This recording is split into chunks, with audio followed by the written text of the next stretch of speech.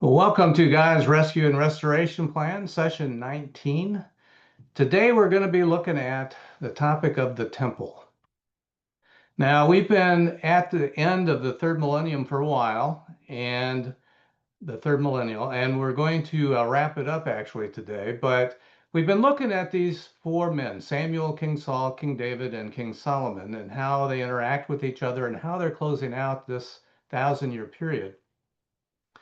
And today, as I said, we're going to be looking at the temple, not so much about what it looked like or its structures, all the complications. It's not so much the physical part of it.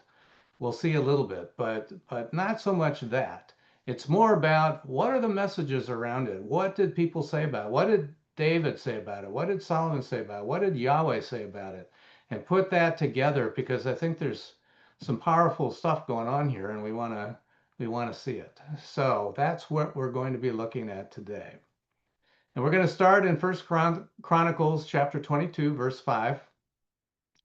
And David said, Solomon, my son, is young and tender, and the house that is to be built for Yahweh must be exceedingly magnificent, having renown and glory throughout all lands. So I will make preparation for it. So David made extensive preparations before his death. In verse 6, then he called for Solomon his son and commanded him to build a house for Yahweh, the God of Israel. So he's going to explain some things to him. And David said to Solomon his son, I had it in my heart to build a house for the name of Yahweh my God, but the word of Yahweh came to me, saying, You have shed blood abundantly, have made great wars. You are not to build a house for my name, because you have shed much blood on the earth in my sight. And most of my life, when I've read those verses or verses like it shows up every once in a while. I just kind of acknowledge it to be that's the way it was. That's God's choice, and not really thinking very deeply about that. But kind of puzzled about it too, because you know what? David was doing what he was supposed to be doing. He was fighting those wars and shedding blood to build a unified kingdom, as it turned out, build Israel as God's kingdom and God's people. And he was a man after God's own heart. So why would God disqualify him from building his temple? Clearly, he's capable of it. So why is he disqualified? And actually, as I was preparing this session, it kind of dawned on me. The light bulb finally went off as I thought about it a little bit deeper, I guess. And I realized what's going on here. This record of the temple and the building of it and all of that, it's kind of wrapped up in a prophetic envelope. God paints pictures with words and with circumstances and with people. And in this case, kind of like a stage play with characters and with a script and an outcome. It's an action, and it's a story that actually happened. It's events that actually happened, but are prophetic because they describe something that still hasn't happened yet. When the millennial kingdom arrives, and those of you, maybe some of you who are listening to this don't really know what I mean by that, but when the Lord returns, when Jesus returns and restores, and we go into this wonderful period of time called the millennial kingdom, one of the things he's going to do is establish the temple for God. And it's in a time of peace, a time of restoration. It's a time where so many evil things have been taken care of or are being taken care of. It's just a wonderful time, a wonderful, peaceful time. And the Lord Jesus is not a warrior in that time. He is the Lord of peace in that time, setting things, developing things, but it's a peaceful time, an abundant time, a wonderful time. David doesn't fit that character. David's life has been one of warfare and of bloodshed, and that is not what the Messiah is about in the millennial kingdom. And so it doesn't quite fit. And I think that's the reason why. David is preparing. He's doing a lot of things in the physical realm, getting things ready so that the temple can be built, and that's what he's been doing. And look what it says, verse 9. It says, "Behold, a son will be born to you who will be a man of rest." Talking about Solomon, but prophetically about the Messiah as well. "I will give him rest from all enemies all around, for his name will be Solomon, and I will give peace and quiet to Israel in his days. He will build a house for my name. He will be my son. I will be his father. I will establish the throne of his kingdom over Israel forever." It's the language of it just makes us think of that time when the Messiah comes, the complete fulfillment of all this. But we're also seeing it sort of acted out in real life as it's happening. So we kind of have that in our minds as we read these records and read about that. So in 1 Chronicles 22:14, David talks about what he's been doing. "Now behold, with great effort, I have prepared for the house of Yahweh 100,000 talents of gold, 1,000,000 talents of silver, and bronze and iron that's not weighed because it's in such abundance. I've also prepared timber and stone, but you must add to them. There's not enough." So a talent, unit of measurement for weight, is about 75 pounds. So if you say 75 pounds is 1 talent of gold, but there was 100,000 talents of gold. So that means there was 7,500,000 pounds of gold that he had accumulated, and twice that of silver. It's amazing the amount of preparation and the accumulation of materials to do this project. It's incredible. And also, verse 15, there are also workmen with you. You're going to need help, Solomon. You're going to need all this material stuff, but you're also going to need workmen with you in abundance, cutters, workers of stone and of wood, and all those skilled in every kind of work. For the gold, for the silver, for the bronze, for the iron, there is no number. Arise and work, and may Yahweh be with you. Yeah, Yahweh be with you. It's a big, big deal. And there's a lot to it. Now, 22 verse 17, David also commanded all the leaders of Israel to help Solomon his son. It's more than just telling Solomon to do it. He needs to get the people aligned with the effort. Because Solomon can't do it on his own. He needs help. He needs a lot of involvement, a lot of participation. And so David's arranging that too. He's got the craftsmen, the workers, and now the leaders.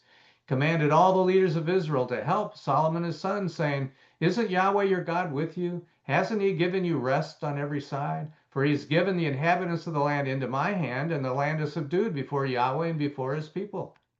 Now set your heart and your soul to seek Yahweh your God. Arise therefore and build the sanctuary of Yahweh God in order to bring the ark of the covenant of Yahweh and the holy accessories of God into the house that is to be built for the name of Yahweh."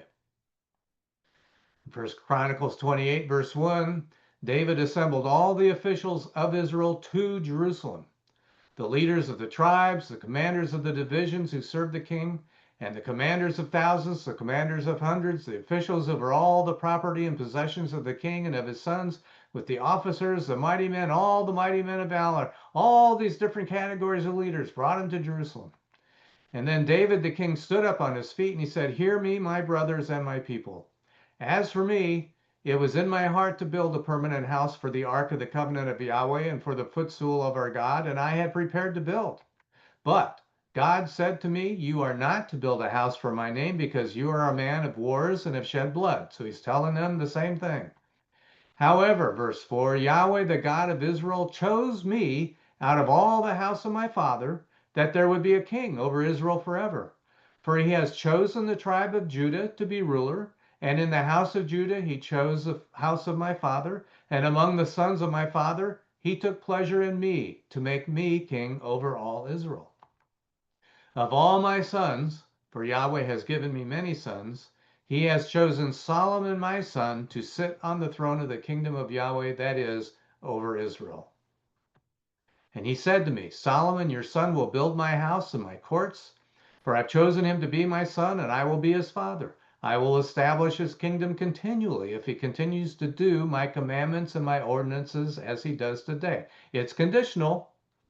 I'll establish his kingdom continually if he continues to do my commandments and ordinances. Verse 8, now therefore in the sight of all Israel, the assembly of Yahweh, and in the audience of God, keep and search out all the commandments of Yahweh your God, so that you may continue to possess this good land and leave it for an inheritance to your children after you forever. You, Solomon, my son, know the God of your father and serve him with a wholly devoted heart and with a willing mind. For Yahweh searches all hearts and understands every motive of the thoughts. If you search for him, he will be found by you. But if you forsake him, he will abandon you forever. And there it is. He knows and understands every motive of the thoughts. Consider now, think about this, Solomon. Just think about this. Yahweh chose you to build a house for him, a holy place for him. Think about that. He chose you. So be strong and do it. And then David gave to Solomon his son the pattern of the vestibule of the temple and of the buildings, of his treasuries, of the upper rooms, of his inner rooms, of the place of the atonement cover. He gave him the blueprints. He gave him, here's how it all works. Here's how it's the pattern of it. Here's what it looks like. Here's how it's built. All of those physical sorts of things. And the pattern of all that he had by the Spirit in him. The Spirit in him, he's getting it from God, straight from God. The pattern of all. For the courts of the house of Yahweh, for all the surrounding rooms, for the treasuries of the house of God, for the treasuries of the dedicated gifts. It isn't just the temple structure building. There's a lot to this. It's massive in terms of its reach and the complications and the details and so on. And I love this too, verse 13, and for the divisions of the priests and the Levites. It isn't just about having the physical plant in place. You have to have an operating plan. How are you going to use it? What are the duties? Who's going to do what? What needs to be done? What are they going to do it with? You need an operating plan. So here it is, for the divisions of the priests and Levites, for all the work of the service of the house of Yahweh. And also for all the accessories used to serve in the house of Yahweh, all the tools and support structure they're going to need. Verse 14, David gave gold by weight for all the gold accessories for every kind of service, and for all the silver accessories. He gave the weight of silver for all the accessories for every kind of service.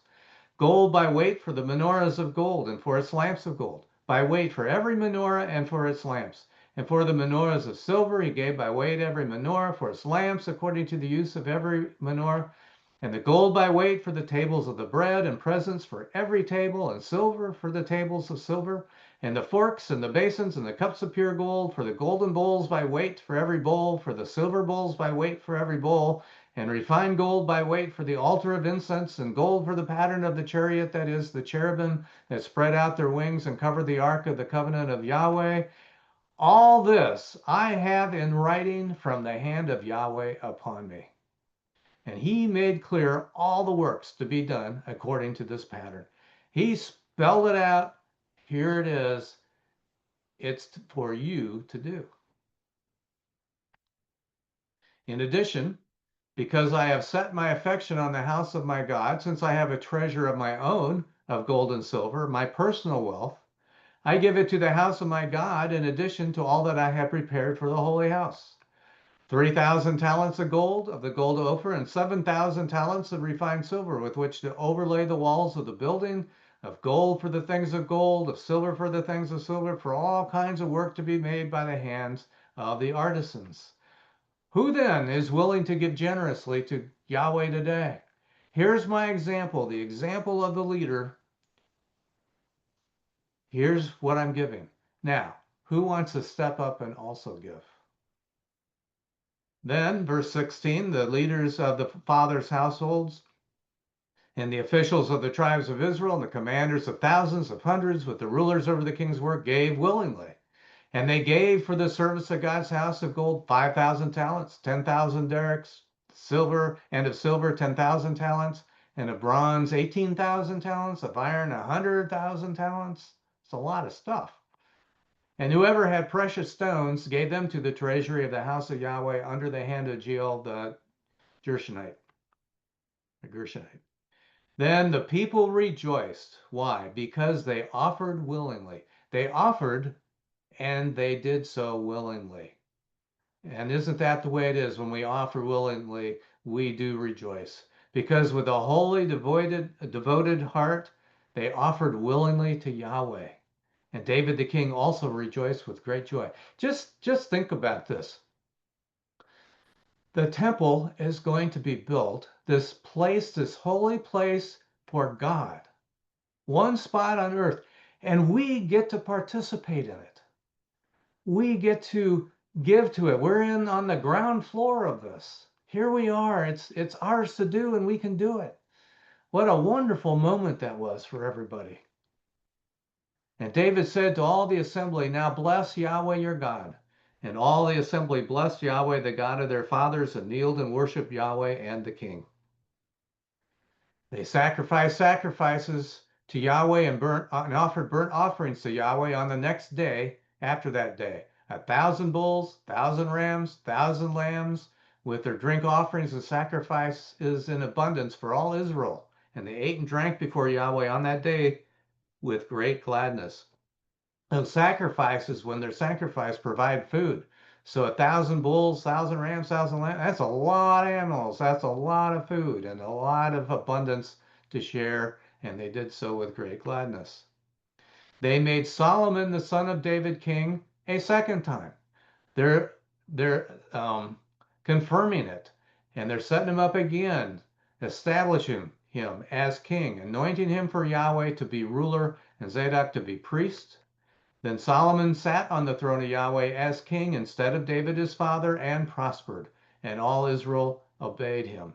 All the officials, the mighty men, and also of the sons of King David lent support to Solomon the king. And Yahweh magnified Solomon exceedingly in the eyes of all Israel, and gave him royal majesty such as had not been on any king before him in Israel. So those are kind of summary verses there, what happens. Now, 2 Chronicles 3, verse 1, it says this. Then Solomon began to build the house of Yahweh at Jerusalem on Mount Moriah, where Yahweh appeared to David his father, which he had prepared in the place that David had appointed on the threshing floor of Ornan the Jebusite. So it's map time. Here we go. We've seen this map before. It's Jerusalem. And the different boundaries here are different, represent different points of time in history. And as we looked at it before, this black dashed line is the city of David. Excuse me. But now he's talking about the threshing floor of Ornan, the Jebusite. And we read that record. It's when David bought the threshing floor rather, and now here he's also buying the place. And it was a different name in the record that we wrote, but it's the same guy. And in Chronicles, he's called Ornan, the Jebusite. But it's this land here, this area, and right there. And let's zoom in on that. There we go. And now it says, and there we have the Temple Mount, what we call the Temple Mount today. That's the area that this building would have been happening in.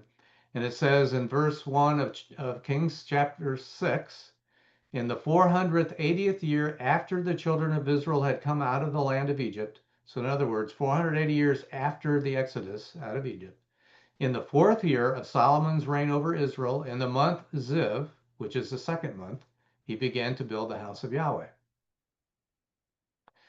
The house that King Solomon built for Yahweh was 60 cubits long, 20 cubits wide, 30 cubits high. So a cubit's about 1.5 feet. No one knows for sure with great precision, but it's in that neighborhood, and it's sort of a nice number to use. It seems pretty accurate. So 1.5 feet, that means the building, talking about the building structure, is about 90 feet long, 30 feet wide, and 45 feet tall. So that's the size of it. In the scheme of things, it's not that huge of a building, but it's an important one. It is really an important one. In the same chapter, but down a little farther, in verse 37, it says, in the 4th year of Solomon's reign, the foundation of the house of Yahweh was laid in the month Ziv. In the 11th month, in the month Bull, which is the 8th month, the house was finished in all its parts, according to all its specifications. So he was building it for 7 years. So quite a long project. It was pretty complex. There's a lot to it and a lot to get done. But what this does is it gives us some timing now, and we'll be able to establish when some of these things happened. And we're going to look at the timeline at the end of the session. So we'll come back to this. But just to get a sense of it, it was a big deal to say, keep that project sustained. Now, Second Chronicles, rather, it's not Corinthians, Chronicles, chapter 5, verse 1. So all the work that Solomon did for the house of Yahweh was finished. The 7 years and 6 months actually were finished. Solomon brought in the holy items that belonged to David, his father, the silver, the gold, all the accessories, put them in the treasuries of the house of God. So he's getting it all ready, he's getting it all set up. And then Solomon assembled the elders of Israel and the heads of the tribes, the leaders of the fathers' households of the children of Israel to Jerusalem. Sends out the message, everyone come to Jerusalem because we're going to bring up the ark of the covenant of Yahweh out of the city of David, which is Zion, and put it in the temple. And all the men of Israel assembled together to the king at the feast that was in the 7th month. There's a standing feast in the 7th month. There's actually several, but the 7-day feast is the Feast of Tabernacles, and that starts on the 15th of the 7th month. So all of the men would be required to be there anyway, and he is assembling them together. But as we'll see, he actually gets them there a little bit early. As we'll see, all the elders of Israel came, and the Levites lifted up the ark. They brought up the ark in the tent of meeting. The tent of meeting would be the tabernacle, the tent of meeting that was with Moses. And they brought all of that, all the holy accessories that were in the tent. The priests and the Levites brought these up. King Solomon and all the congregation of Israel who assembled to him in front of the ark were sacrificing so many sheep and cattle that they were neither counted nor numbered. The priests brought the ark of the covenant of Yahweh into its place, into the inner sanctuary of the house, into the Holy of Holies, under the wings of the cherubim. And when the priests had come out of the holy place, the cloud filled the house of Yahweh so that the priests were not able to stand up to minister because of the cloud. Now, a lot of times I think most people, when we think of a cloud, we think of a dark cloud. Probably because when clouds come, storm clouds come, they look dark. And they can be very frightening, actually. I think about the cloud on Mount Sinai when Moses was there. It was dark and lightning and all that. So it was a dark cloud. But when it talks about Yahweh in a cloud, most of the time it's a brightness. It's very bright. It's so bright you can't look at it, not for long. And especially when it talks about his glory. And so that's the kind of cloud it's talking about. It's not a dark, sinister, bad things are going to happen cloud. It's bright. It's a bright light. He surrounds himself with this cloud. He's there, but you can't see him. It's this wonderful, bright, powerful light, his glory. So they couldn't stand up to minister because of the cloud, for the glory of Yahweh filled the house of Yahweh. It just filled it. And they couldn't participate in that. It was too much. 2 Chronicles 6, verse 3, the king turned his face around and blessed all the assembly of Israel, and all the assembly of Israel stood. And he said, blessed is Yahweh, the God of Israel, who with his hand has fulfilled what he spoke with his mouth to my father David, saying, since the day that I brought my people out of the land of Egypt, I have not chosen any city out of all the tribes of Israel to build a house for my name to be there. I didn't do that. I did not choose any man to be ruler over my people Israel. But now I have chosen Jerusalem for my name to be there, and I chose David to be over my people Israel. That's what I've done. Then he stood before the altar of Yahweh in the presence of all the assembly of Israel. This is 2 Chronicles 6, verse 12. He spread out his hands, for Solomon had made a bronze platform 5 cubits long, 5 cubits wide, 3 cubits high, and had set it in the middle of the court. And he stood on it, kneeled down on his knees before all the assembly of Israel, and spread out his hands towards heaven. So he set up a platform up elevated over the ground like a stage so that everybody could see him. Very similar to what we do today, actually. So there he is. Everyone can see him, and they can see that he's kneeling down on his knees and he's spreading out his hands towards heaven. And he has this wonderful prayer. He's praising God, he's acknowledging God, and then he's going to pray prophetically for things even that haven't happened yet. But they're going to. And he prays for these things. And it's just a wonderful, wonderful prayer, and his heart is magnificent. So verse 14, he says, "O Yahweh, the God of Israel, there is no God like you in heaven or on earth, who keeps the covenant and covenant faithfulness with your servants who walk before you with all their heart. You have kept what you spoke to your servant David, my father. You spoke with your mouth and have fulfilled it with your hand, as it is this day. You've done what you said. And so now may Yahweh, the God of Israel, keep for your servant David, my father, what you've spoken to him, saying, you will never fail to have a man sit in the presence on the throne of Israel, if only your sons guard their way to walk in my law as you have walked before me." There's a conditional nature to it, but if we obey, that will happen. So now, verse 17, "Yahweh, O God of Israel, let your word be confirmed, which you spoke to your servant David." But will God actually dwell with humankind on the earth? Behold, heaven and the heaven of heavens cannot contain you, how much less this house that I've built. Yet have respect for the prayer of your servant, for his supplications, O Yahweh my God, to listen to the cry and to the prayer that your servant is praying before you, that your eyes may be open toward this house night and day, toward the place of which you said that you would put your name, to listen to the prayer that your servant will pray toward this place. Listen to the petitions of your servant and of your people Israel when they pray toward this place. Yes, hear from your dwelling place, from heaven, and when you hear, forgive. If a person sins against his neighbor and he lifts up an oath curse upon him to put him under the oath curse, and he comes with the oath curse before your altar in this house, then hear in heaven and act and judge your servants, bringing retribution to the wicked person by bringing his way on his own head, and declaring the righteous person to be righteous by giving to him according to his righteousness. Set it straight.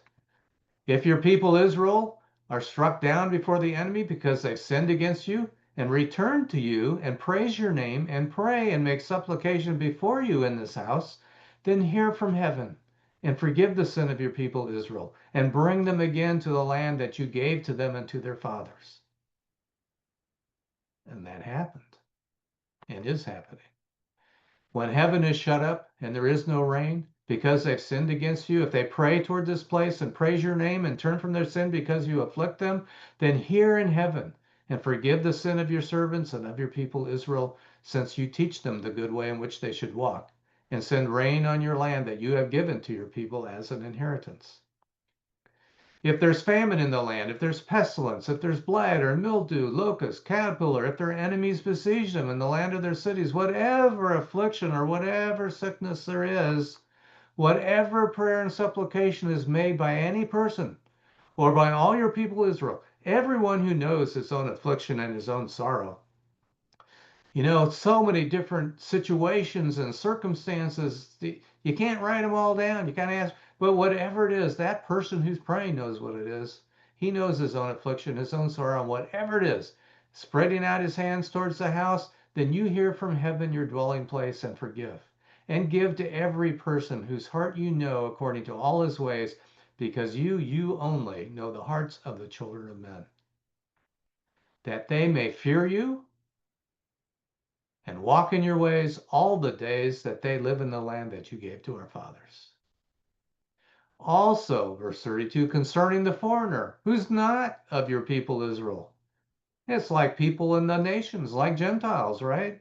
The foreigner who's not of your people Israel, when he comes out of a faraway country because of your great name and your mighty hand and your outstretched arm, when they come and pray toward this house, then you hear from heaven, from your dwelling place, and you do according to all that the foreigner asks you, so that all the peoples of the earth may know your name and fear you like your people Israel, and so that they know that this house that I have built is called by your name. Isn't that great? If your people go out to battle against the enemies by whatever way you send them, and they pray to you toward the city that you have chosen and the house that I've built for your name, then from heaven hear their prayer and their supplication and do what is right for them. If they sin against you, for there is no person who does not sin, and you are angry with them and give them to the enemy so that they carry them away captive to a land far away or near. Yet if they will turn their heart in the land where they are carried captive and repent and plead to you by mercy in the land of their captivity, saying, we've sinned and have committed iniquity, we've acted wickedly. If they return to you with all their heart, with all their soul in their land of their captivity, the land to which they have carried them captive, like in the day of Nebuchadnezzar and Daniel and so on, and they pray toward their land that you gave to their fathers and their city that you have chosen, and toward the house that I have built for your name, then hear from heaven, from your dwelling place, their prayer, their petitions, and do what is right for them, and forgive your people who have sinned against you. Now, my God, verse 40, let your eyes be opened, and let your ears be attentive to the prayer that is made in this place. Now, therefore, arise, Yahweh God, into your resting place, you and the ark of your strength. Let your priest, Yahweh God, be clothed with salvation. Let your faithful people rejoice in good things. Yahweh God, do not reject the face of your anointed one. Remember the covenant faithfulness of David, your servant. Chapter 7, verse 1. Now, when Solomon had finished praying, the fire came down from heaven and consumed the burnt offering and the sacrifices, and the glory of Yahweh filled the house. Can you imagine what that looked like? What a wonderful prayer, and everyone's honoring. And then the fire comes down, accepting what was said, accepting the sacrifice, burning it up and consuming it and filling the house with the glory of Yahweh. The priest could not enter into the house of Yahweh because the glory of Yahweh filled the house of Yahweh. All the children of Israel looked on when the fire came down and the glory of Yahweh was upon the house, and they kneeled down with their faces to the ground on the pavement and worshiped and gave thanks to Yahweh, saying, for he's good, for his covenant faithfulness endures forever. It strikes me their response is a little bit different than at Mount Sinai, where it was, it was a dark cloud. It was thunder and lightning is maybe presented differently, and the people of the Hebrews kind of ran away and they said, we don't want to talk to him. You talk to him, Moses. But here in this event, and what's happened, they are honoring God. They give thanks. They worship. They honor, for he's good. And what a wonderful moment. So, verse 8, Solomon held the feast at that time for 7 days, and all Israel with him, a very great assembly from Lebo Hamath to the brook of Egypt. That's, in other words, from the north to the south of Israel. And this is talking about the Feast of Tabernacles. And on the 8th day, they held a solemn assembly, which would be the day after the 7-day feast, because they had kept the dedication of the altar for 7 days and the feast 7 days. So he's actually had 2 consecutive feasts here of 7 days each. First feast was the dedication of the altar and setting that up. And then the feast of 7 days, which is Tabernacles. And they did all of that. And now, so it's been 14 days of feast plus an 8th day. And then on the 23rd day of the 7th month, he sent the people away to the tents. And that's the day it would be. The Feast of Tabernacles started on the 15th of the month, went for 7 days, which would bring it to the 21st through the 21st. The 22nd is the 8th day, and the next one is the 23rd. And so send them all home, joyful, glad of heart because of the good things that Yahweh had done for David and for Solomon and for his people Israel. Thus Solomon finished the house of Yahweh and the house of the king. Everything that came into Solomon's heart to make for the house of Yahweh and for his own house, he successfully completed. And in verse 12, Yahweh appeared to Solomon at night and said to him, I have heard your prayer and have chosen this place for myself as a house of sacrifice. He's confirming it in person to him. If I shut up the heavens so that there is no rain, or if I command the locusts to devour the land, if I send pestilence among my people, if my people who are called by my name will humble themselves and pray and seek my face, turn from their wicked ways, Then I will hear from heaven and will forgive their sin and will heal their land. Now my eyes will be opened and my ears attentive to the prayer offered in this place. For now have I chosen and made this house holy in order for my name to be there forever, and my eyes and my heart will be there perpetually. As for you, if you will walk before me as David your father walked, do according to all that I've commanded you, and keep my statutes and my ordinances, then I will establish the throne of your kingdom as I covenanted with David your father, saying, you will never fail to have a man ruling in Israel. But if you turn away and forsake my statutes and commandments that I've set before you, and go and serve other gods and worship them, then I will pluck them up by the roots out of my land that I've given them, and this house, which I have made holy for my name, I will cast out of my sight, and I will make it a proverb and taunt among all the peoples. And this house that was so exalted, everyone who passes by it will be astonished and will say, what has Yahweh done? Why has Yahweh done this to this land and to this house? So here is this blessed land, and it will be blessed and will be abundant in this house, and it'll be a magnificent thing, and everyone will know about it. But if you turn away from me and worship other gods, it's all going away, and it will become a desolation. It'll become desolate and barren and harsh, and this house will be destroyed. I accidentally hit a button here.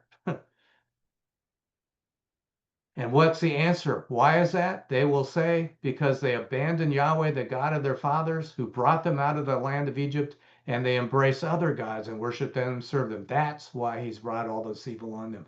And that happened. Unfortunately, Solomon, though he started out on good footing and he was wonderful as he started, went through all of this and a little bit farther, I guess, but he got dissuaded. And we'll see that he went down the wrong path, and he went down a path of disobedience and of worshiping other gods. And then the kingdom splits, and there's all kinds of kings that follow, and most of them are not good. And so there's a lot that follows after that. And then it went on through the years, and there's been centuries of time where this part of the world was just desolate.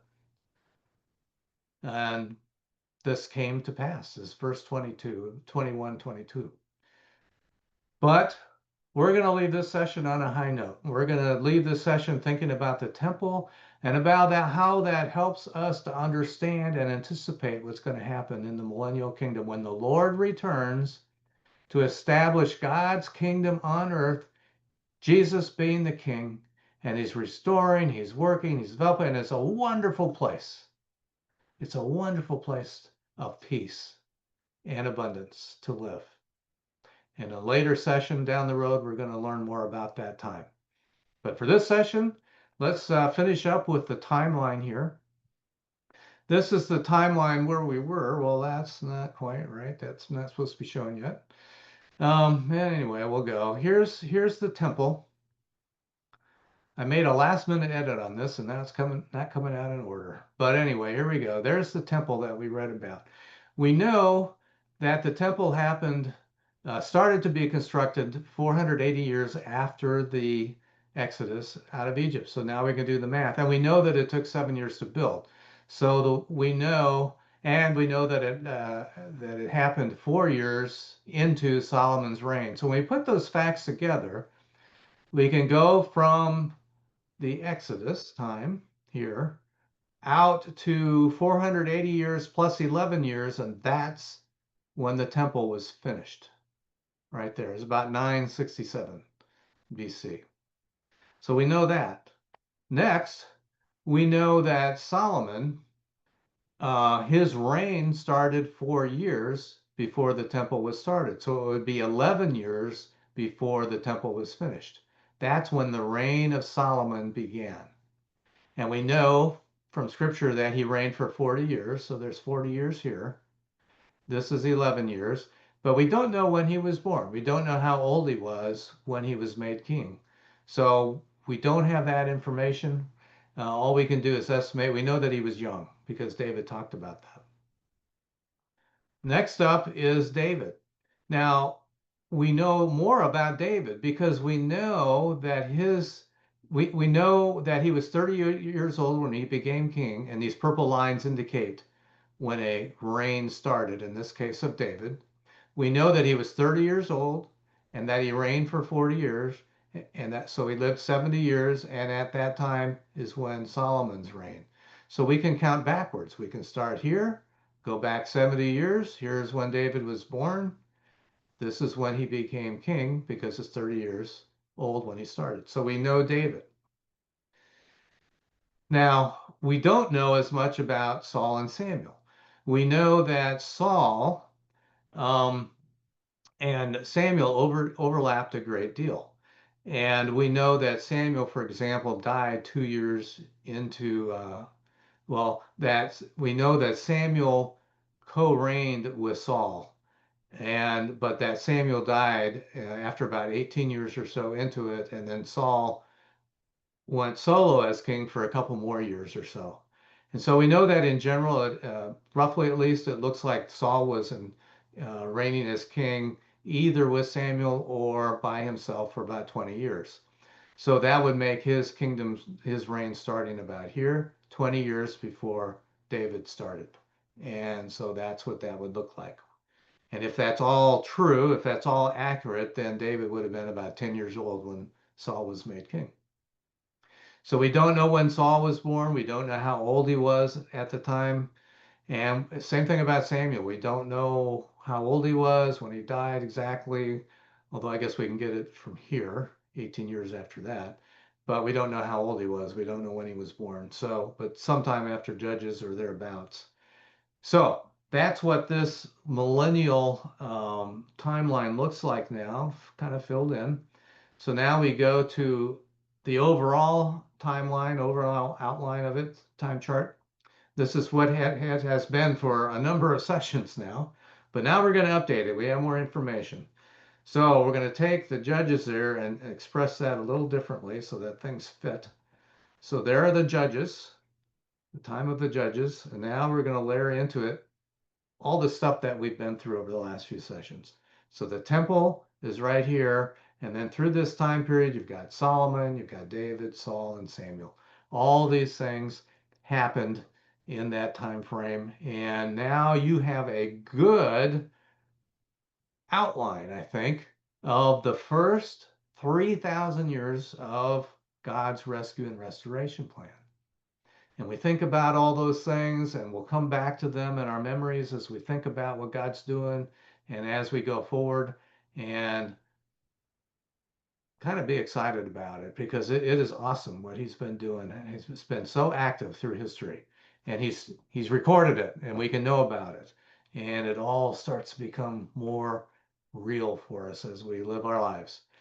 So that's it for today. Going to close this session. Thank you for being here with me, and I look forward to session 20.